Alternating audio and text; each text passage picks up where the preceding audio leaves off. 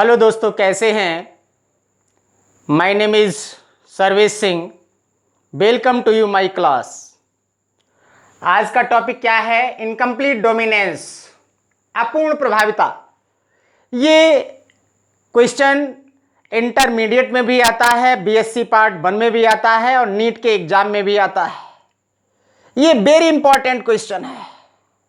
इसके बारे में आपको इतना बताएंगे कि मेडिकल टेस्ट के लिए ये सफिशिएंट होगा।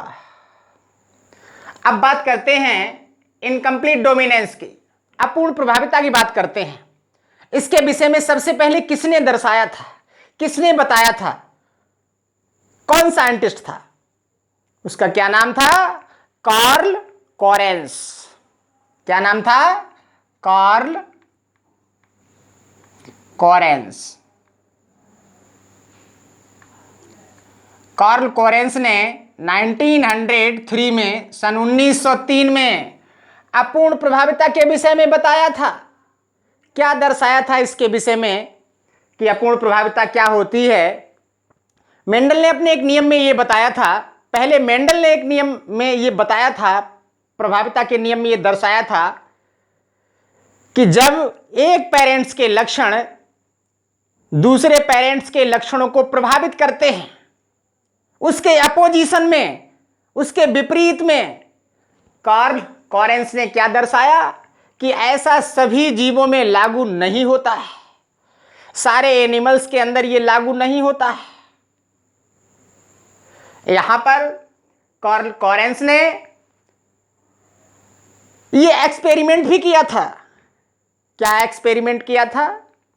मिराबिलिस जलापा के पौधे पर, या कह सकते हैं, आप लोग जानते होंगे, या गुलाबास के पौधे पर, मिराबिलिस या फिर गुलाबास। इन पौधों के बीच में उन्होंने दो तुलनात्मक पौधे लिए थे।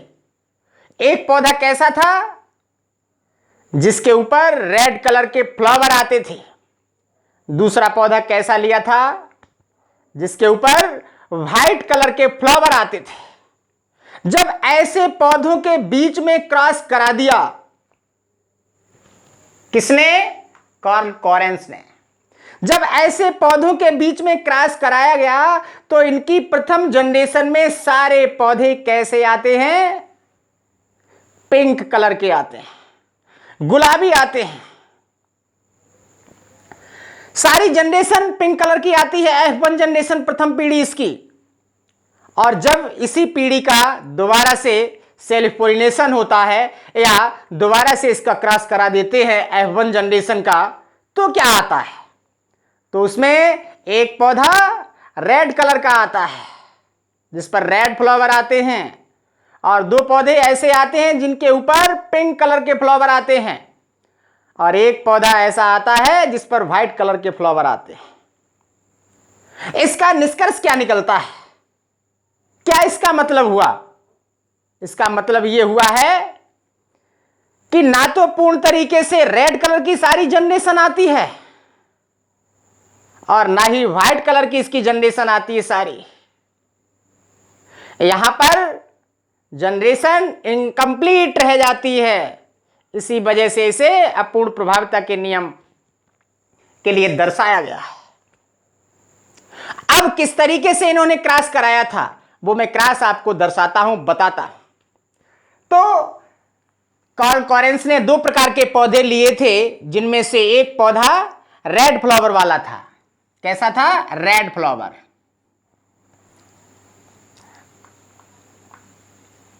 दूसरा कैसा था? White flower. अब इन दोनों पौधों के बीच में क्रॉस कराते हैं। इसके लिए इन्होंने सिंबल क्या लिया था? Capital W। ओके, इसके लिए सिंबल इन्होंने स्मॉल w यूज किए थे। सिंबल तो आप कोई सा ले सकते हैं, तो कैपिटल W और स्मॉल w। कैपिटल W वाला जो पौधा है वो रेड फ्लावर वाला है, स्मॉल w वाला जो प्लांट्स है वो व्हाइट फ्लावर वाला है। अब क्या करते हैं? सबसे पहले मेंडल के एक संकर के नियम के अनुसार ही इसका भी क्रॉस कराते हैं। क्या करते हैं? दोनों प्रकार के एलील्स को अलग अलग कर लिया मैंने। इस तरीके से कैपिटल W एक इधर आ गया और एक इधर आ गया। इसी तरीके से ये भी एलील अलग अलग कर लेते हैं, स्मॉल w और इधर भी स्मॉल w आ गया। अब इसका क्रॉस एक बार इससे होगा फिर एक बार इससे होगा। Okay, any doubt? यस, इसका क्रॉस इससे करा दिया। क्या आएगा सबसे पहले? अब कैपिटल W और स्मॉल w, हमेशा कैपिटल वर्ड पहले राइट करते हैं। कैपिटल W और फिर स्मॉल w आ गया। फिर इसका क्रॉस एक बार इससे होगा, क्या आएगा? कैपिटल W और small w। Okay, any doubt? अब इसका क्रॉस इसी तरीके से एक बार इससे होगा फिर एक बार इससे होगा। कैपिटल W फिर स्मॉल w आ गया। ओके, फिर इसका क्रॉस एक बार इससे होगा, कैपिटल W और स्मॉल w। यानी ये F1 जनरेशन आ गई। F1 जनरेशन, ये जो F1 जनरेशन है, आल जनरेशन कैसी है? ये आल जनरेशन कैसी है? ना तो ये जनरेशन रेड कलर की है और ना ही ये व्हाइट कलर की है। एक दूसरी जनरेशन आ गई है जिसे कहते हैं पिंक कलर। ये जनरेशन सारी कैसी होगी? Pink colour. इसका कलर कैसा होगा? पिंक होगा। ये पिंक कलर की आल जनरेशन आ चुकी है। ना तो ये सारी जनरेशन रेड कलर की आई है और ना ही ये व्हाइट कलर की आई है। ये कौन से कलर की आ गई है? पिंक कलर की ये जनरेशन आ गई है। अब कॉरेंस ने इन्हीं में से दो पौधों का क्रॉस दोबारा से करा दिया या सेल्फ पॉलिनेशन की क्रिया करा दी, स्वपरागण की क्रिया हो गई। तो क्या आता है? अब इनमें से कोई से दो पौधों का सिलेक्शन कर लेते हैं क्योंकि सारे पौधे के कैरेक्टर एक जैसे हैं। Okay, any doubt? देखिए इधर इनमें से दो पौधों का सिलेक्शन कर लेते हैं, कैपिटल W और स्मॉल w। इधर भी कैपिटल W और स्मॉल w। इसी तरीके से इधर भी एलील्स अलग अलग कर लेते हैं। ये एलील्स अलग अलग कर लिए, कैपिटल W आ गया इधर और इधर स्मॉल w आ गया। इधर भी कैपिटल W और इधर स्मॉल w आ गया। इसी तरीके से क्रॉस कराते हैं। इसका क्रॉस एक बार इससे होगा फिर एक बार इससे होगा। जैसा ये वाला क्रॉस कराया था वैसे ही सेम ये वाला भी क्रॉस होगा। इसका क्रॉस इससे करा दिया। क्या आता है? कैपिटल W और स्मॉल w। इसका क्रॉस इससे करा दिया तो क्या आता है? स्मॉल w और स्मॉल w आ गए दोनों। इसका क्रॉस एक बार इससे तो क्या आएगा? कैपिटल W कैपिटल W और इसका क्रॉस फिर एक बार इससे करा दिया, क्या आएगा? कैपिटल W और स्मॉल w। अब क्या देखना है? जो ये कैपिटल W वाला प्लांट्स आएगा ये कैसा होगा? रेड फ्लावर वाला होगा। ये पौधा कैसा होगा? रेड फ्लावर वाला होगा। और ये दो एक जैसे आ रहे हैं, ये पौधे कैसे होंगे? ऐसे होंगे, पिंक कलर वाले होंगे। इनका कलर कैसा होगा? पिंक होगा। और ये पौधा कैसा आएगा? व्हाइट कलर वाला आएगा। इसका कलर कैसा होगा? व्हाइट होगा, सफेद कलर इसका होगा। अगर हम इसका रेशियो निकालते हैं, इसका अनुपात निकालते हैं तो क्या आता है? 1:2 आता है। ये इसका अनुपात आ गया। जीनोटाइप और फिनोटाइप इसके दोनों सेम आते हैं, समान आते हैं।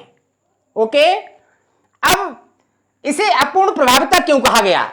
इसलिए कहा गया है क्योंकि जो F2 जनरेशन आई है ये F2 जनरेशन है। इस F2 जनरेशन में सारे पौधे ना तो इसमें रेड कलर के आते हैं और ना ही सारे पौधे इसके अंदर व्हाइट कलर के आते हैं। अर्थात ये कैरेक्टर इनकम्प्लीट रह जाते हैं, अधूरे रह जाते हैं। इसीलिए इसे इनकम्प्लीट डोमिनेंस कहते हैं या फिर अपूर्ण प्रभाविता कहते हैं। Okay, any doubt? अब आपके लिए मैं दूसरा टॉपिक बताता हूं इसी से रिलेटेड, कोडोमिनेंस, सह प्रभाविता। आपके लिए कोडोमिनेंस के विषय में बता रहा हूं।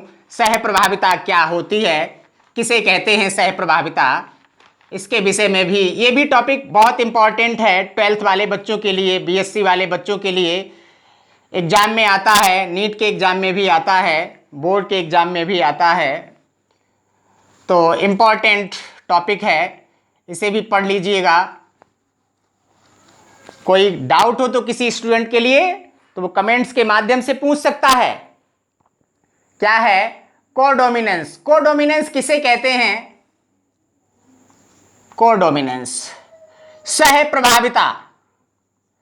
सह प्रभाविता, ये सह प्रभाविता क्या है? अगर इसको हम टुकड़ों में इसका अर्थ निकालते हैं तो क्या निकलता है? जैसे सह मीन्स क्या होता है? साथ साथ, सह मीन्स साथ साथ। प्रभाविता, प्रभाविता मीन्स क्या होता है?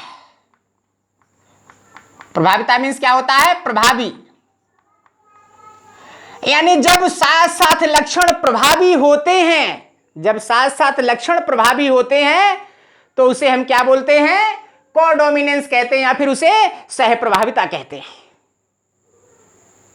जैसे कह सकते हैं, मान लीजिए कि एक तो मेल ये है, दूसरे एक पेरेंट्स हैं ये, जिनमें से एक मेल है और दूसरा फीमेल है। Okay, any doubt? अब इन दोनों पेरेंट्स के बीच में क्रॉस होता है।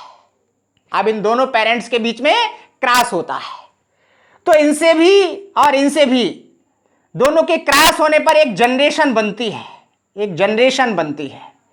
अब इस जनरेशन के अंदर इसके भी कैरेक्टर होंगे और इसके भी कैरेक्टर होंगे। दोनों के बीच की ये जनरेशन होगी, दोनों के साझेदारी की ये जनरेशन होगी। ना कि सारे कैरेक्टर इसके होंगे, ना कि सारे कैरेक्टर इसके होंगे। जब दोनों के बीच के मध्य के कैरेक्टर इसके अंदर आते हैं तो वहां पर कोडोमिनेंस की क्रिया कहलाती है, सह प्रभाविता कहलाती है।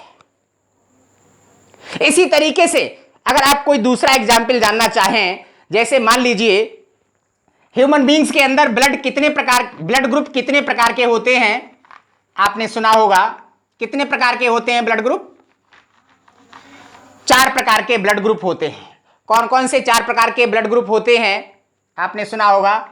ए होता है, एक बी होता है, एक ए बी होता है और एक ओ होता है। अब ये जो ए बी ब्लड ग्रुप है, ए बी ब्लड ग्रुप है, ये कैसे प्रदर्शित होता है, इसकी बात करते हैं। वैसे तो आपको मिल जाएगा कि ब्लड ग्रुप ये 3 प्रकार के हैं, ए बी और ओ। चौथा ये कैसे? अब क्या करते हैं इसके बीच में? चौथा ये ब्लड ग्रुप कैसे आता है? कैसे आता है? इसका क्रॉस कराना है। अगर हम इसका क्रॉस करा देते हैं, मान लीजिए किसी के अंदर ये ए ब्लड ग्रुप है, एक पेरेंट्स के अंदर, दूसरे के अंदर बी ब्लड ग्रुप है। अगर इन ब्लड ग्रुप के बीच में हम क्रॉस करा देते हैं, ए और बी के बीच में, ब्लड ग्रुप के बीच में क्रॉस करा देते हैं, तो जनरेशन कैसी होगी? उसके अंदर ए एंड बी दोनों प्रकार के ब्लड ग्रुप जब भाग लेते हैं तो वो generation A B blood group वाली होगी। यानी ऐसा क्या हुआ इसके अंदर? यहां पर भी सहप्रभाविता लागू हो गई। क्यों? इस ब्लड ग्रुप के भी इसके अंदर कैरेक्टर है और इसके अंदर भी इसके कैरेक्टर है। यानी इसका भी प्रभाव इसमें है और इसका भी प्रभाव इसके अंदर है। तो ये जनरेशन के अंदर ब्लड ग्रुप कैसा हो जाएगा? ए बी ब्लड ग्रुप हो जाएगा। नहीं तो इसका क्रॉस भी करके आप लोग देख सकते हैं। जैसे मैं इसका क्रॉस कराता हूं, देखिए अब क्या है, जब 2 प्रकार के पेरेंट्स हैं, एक तो ए ब्लड ग्रुप वाला है, दूसरा बी ब्लड ग्रुप वाला है। ठीक है, अब इसमें क्या करते हैं, एंटीजन के आधार पर ब्लड ग्रुप का निर्धारण होता है। ये आपने पढ़ा होगा। ठीक है, ए ब्लड ग्रुप के अंदर कौन सी एंटीजन होती है? एंटीजन कौन सी होती है ए ब्लड ग्रुप के अंदर? एंटीजन ए होती है। ये एलील्स मान लीजिए, सिंबल मान लीजिए। ठीक है, ये ए एंटीजन हो गई। ठीक है, एक ही एंटीजन होती है तो दूसरे पर एब्सेंट लगा सकते हैं। ओके, अब यहां पर भी बी ब्लड ग्रुप के अंदर बी एंटीजन होती है, दूसरे के ऊपर एब्सेंट लगा सकते हैं। ओके, एक ही एंटीजन होती है। ऐसे भी एलील्स होते हैं, अथवा इसे ऐसे भी लिख सकते हैं, आई बी और आई बी, ऐसे भी करा सकते हैं इसका क्रॉस। इधर भी इसी तरीके से अथवा कर सकते हैं IA ऐसे भी करा सकते हैं। किसी तरीके से आप करा लीजिए क्रॉस, लेकिन फिर भी AB ब्लड ग्रुप आएगा, क्योंकि वहां पर सहप्रभाविता के नियम लागू होते हैं। देखिए एलील्स के लिए मैंने अलग अलग कर लिया, IA और I एब्सेंट, IB और I एब्सेंट। क्रॉस करा दें, एक बार इससे फिर एक बार इससे। चलिए क्रॉस करा दिया, क्या आया IB I एब्सेंट।